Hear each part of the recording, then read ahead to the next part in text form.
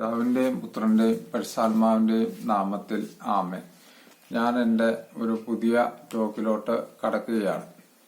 ഇന്നത്തെ എൻ്റെ വിഷയം എന്ന് പറയുന്നത് പൈശാചിക പീഡകൾ എന്തുകൊണ്ട് എന്നുള്ളതാണ്. പിശാച് ഒരാളെ പീഡിപ്പിക്കാൻ പല കാരണങ്ങൾ ഉണ്ടാകാം. അതിൽ പ്രധാനപ്പെട്ട 3 ഞാൻ പറയാം. ഒന്നാമതായി, ആത്മാവിന്റെ സുഹൃതങ്ങളെ പരിശോധിക്കാൻ ദൈവം അനുവദിക്കുന്നവ. ആത്മീയ ജീവിതത്തിൽ വളരാൻ ആഗ്രഹിച്ച് പുണ്യമാർഗത്തിലൂടെ ചരിക്കുന്ന ഒരാളുടെ ജീവിതത്തിൽ പൈശാചിക പീഡകൾ ദൈവം അനുവദിക്കാറുണ്ട്. ദൈവമാണ് പരീക്ഷിക്കുന്നത് എന്ന് ഇതിനർത്ഥമില്ല. വിശുദ്ധ യാക്കോബ് പറയുന്നു, പരീക്ഷിക്കപ്പെടുമ്പോൾ താൻ ദൈവത്താലാണ് പരീക്ഷിക്കപ്പെടുന്നത് എന്ന് ഒരുവനും പറയാതിരിക്കട്ടെ. എന്തെന്നാൽ ദൈവം തിന്മയാൽ പരീക്ഷിക്കപ്പെടുന്നില്ല, അവിടുന്ന് ആരെയും പരീക്ഷിക്കുന്നുമില്ല. പിന്നെയോ ദൈവം പരീക്ഷണങ്ങൾ അനുവദിക്കാറുണ്ട്. യോബിനെ പരീക്ഷിക്കാൻ ദൈവം സാത്താന് അനുവാദം കൊടുക്കുന്നതായി ബൈബിൾ വളരെ വ്യക്തമായി പറയുന്നു. പല വിശുദ്ധരുടെ ജീവിതത്തിലും അവരെ പരീക്ഷിക്കുവാൻ സാത്താനെ ദൈവം അനുവദിക്കുന്നതായി കാണുന്നുണ്ട്. വിശുദ്ധിയിൽ വളരുംതോറും പാപത്തിലേക്ക് വീഴാനുള്ള പ്രലോഭനം വർദ്ധിക്കാനും കാരണം ഇതുതന്നെ. എന്നാൽ നമ്മുടെ ശക്തിക്ക് അതീതമായ പ്രലോഭനങ്ങൾ ഉണ്ടാകാൻ അവിടുന്ന് അനുവദിക്കില്ല. സാത്താന് ദൈവം ഒരു വ്യക്തിയെ പരീക്ഷിക്കുവാൻ അനുവാദം കൊടുക്കുമ്പോൾ ആ വ്യക്തിയുടെ നിയന്ത്രണത്തിനപ്പുറത്തുള്ളതാകാൻ ദൈവം അനുവദിക്കില്ല. സ്വത്തുക്കളൊക്കെയും നശിച്ചാലും തന്നോട് വിശ്വസ്തനായിരിക്കാനുള്ള ആത്മശക്തി ജോബിന് ഉണ്ടെന്ന് ദൈവത്തിന് അറിയാം. അതുകൊണ്ടാണ് ജോബിനെ പരീക്ഷിക്കാൻ ദൈവം സാത്താനെ അനുവദിച്ചത്. നമ്മുടെയും ആത്മശക്തിക്ക് അതീതമായ ഒരു പരീക്ഷയും ദൈവം അനുവദിക്കില്ല.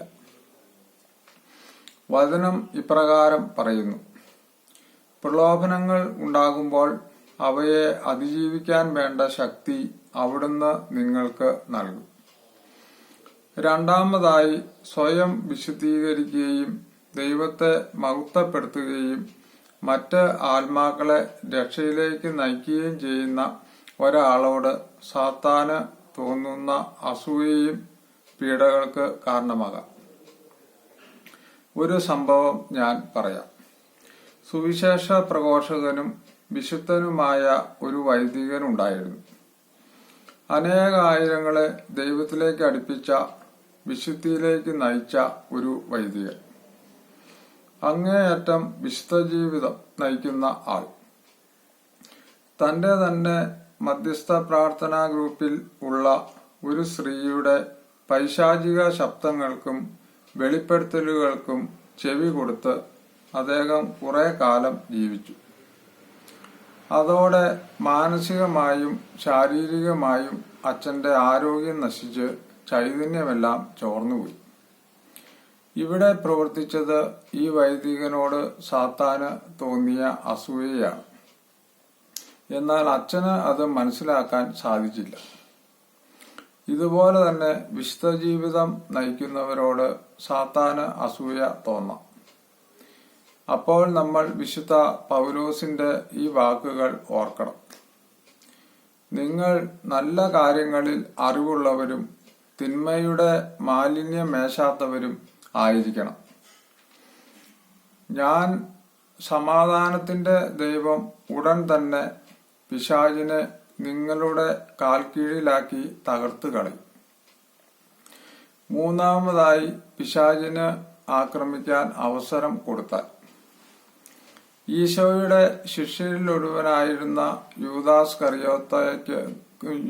കറിയോത്ത തന്നെ ഇതിന് ഉദാഹരണം.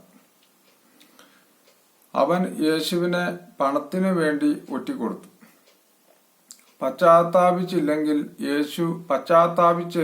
യേശു അവനോട് ക്ഷമിച്ചേനെ. എന്നാൽ യേശുവിന്റെ അടുത്തേക്ക് പോകാൻ സാത്താൻ അവനെ അനുവദിച്ചില്ല. സാത്താൻ യൂദാസിനോട് പറഞ്ഞു, നീ ആത്മഹത്യ ചെയ്തോ എന്ന്. അത് കേട്ട് യൂദാസ് ആത്മഹത്യ ചെയ്തു. അനുഗ്രഹത്തിലേക്ക് പ്രവേശിക്കാനുള്ള സാധ്യത പോലെ തന്നെ ശാപഗ്രസ്തമായ ജീവിത മേഖലയിലേക്ക് നടന്നെടുക്കാനുള്ള സാധ്യതയും നമുക്കുണ്ട്. പിശാചിന്റെ പ്രവർത്തനങ്ങൾക്ക് നമ്മെ തന്നെ സമർപ്പിച്ചാൽ അവൻ നമ്മെ കുറ്റബോധത്തിലേക്കും നിരാശയിലേക്കും വലിയ ആത്മീയ തകർച്ചയിലേക്കും നയിക്കും.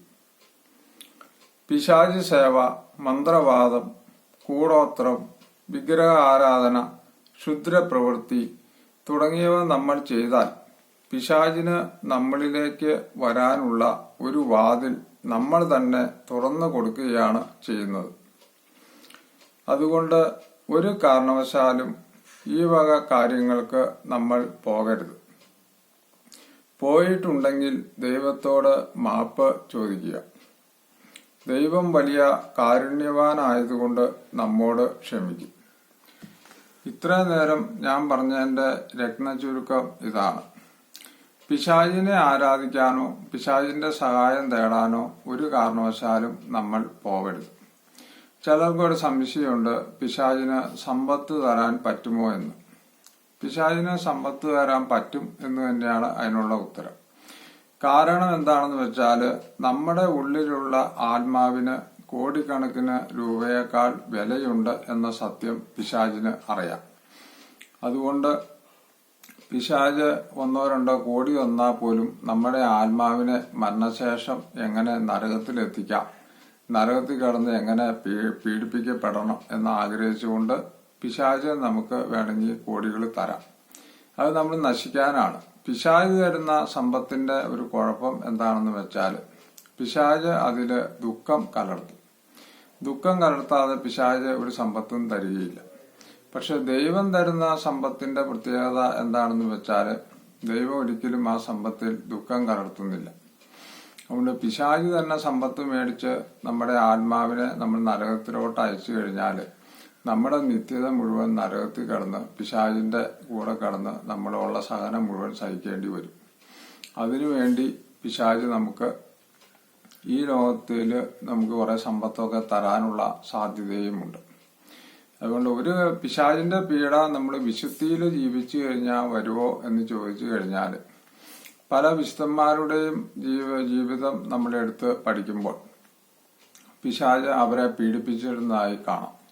അതുകൊണ്ട് വിശുദ്ധിയിൽ ജീവിച്ചു എന്നോർത്ത് പിശാചിന്റെ പീഡ വരാതിരിക്കാനുള്ള കാര്യമില്ല.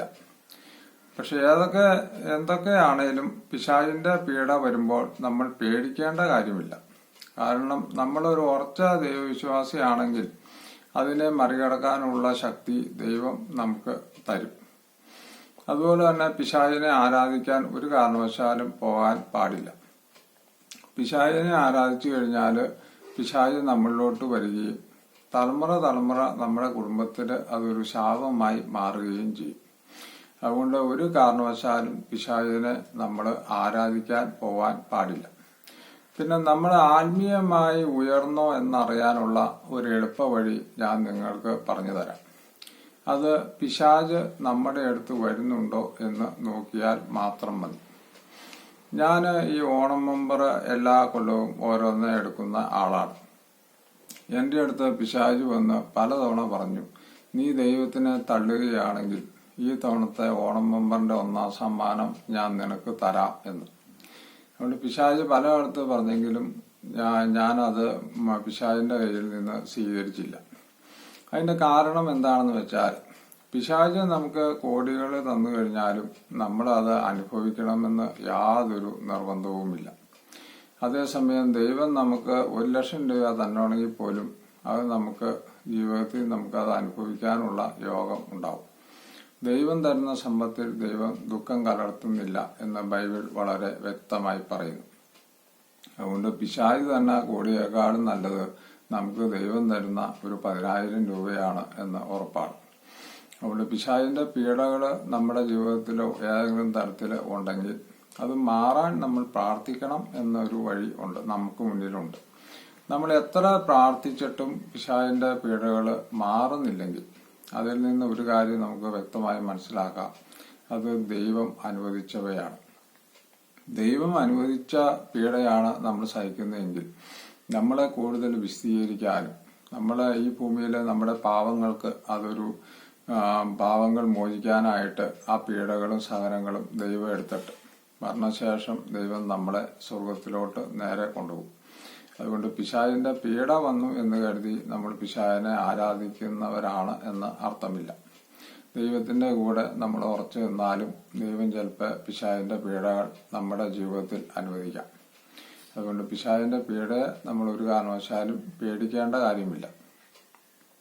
നമുക്ക് നല്ല ഒരു ഉറച്ച വിശ്വാസിയായി ജീവിച്ചുകൊണ്ട് പിശാചിനെ തോൽപ്പിച്ച് നമുക്ക് നിത്യതയിൽ ദൈവത്തോടൊപ്പം സ്വർഗത്തിൽ ആയിരിക്കാം. ഇന്നത്തെ എൻ്റെ ടോക്ക് നിങ്ങൾക്ക് ഇഷ്ടപ്പെട്ടെങ്കിൽ നിങ്ങൾ സബ്സ്ക്രൈബ് ചെയ്യുക, ലൈക്ക് ചെയ്യുക. കൂടുതൽ കാര്യങ്ങൾ ഞാൻ എൻ്റെ അടുത്ത ടോക്കിൽ പറഞ്ഞുകൊള്ളാം. നിങ്ങൾക്ക് ഏവർക്കും എൻ്റെ ഹൃദയം നിറഞ്ഞ നന്ദി, നമസ്കാരം.